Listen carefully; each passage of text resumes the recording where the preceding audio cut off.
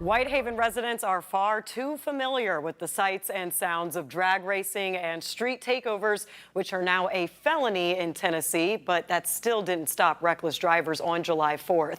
Thank you for joining us on the news at 10. I'm Pepper Baker.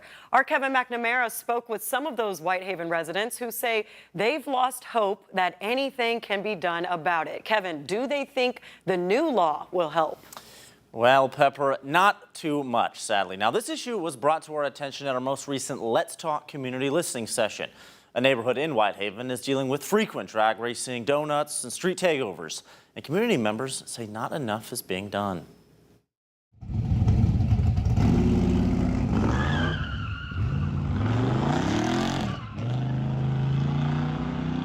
It's one of many examples of drivers behaving recklessly at the corner of Tulane and Parkdale in Whitehaven.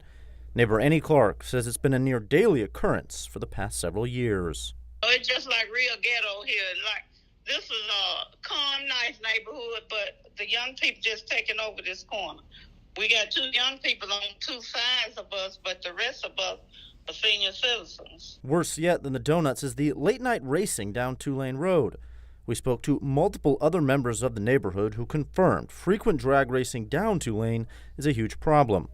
However, they did not want to say anything on the record for fear of retribution. Well, it frightens me because, I always think you don't know who's down that road that, a kid come out there or anybody come out there and they zooming, going 60 or more down that road. Clark says she's just given up calling the police for the past year.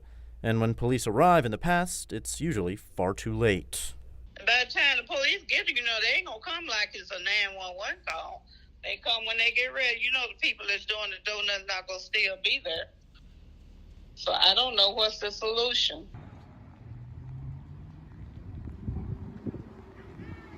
Don't make no sense.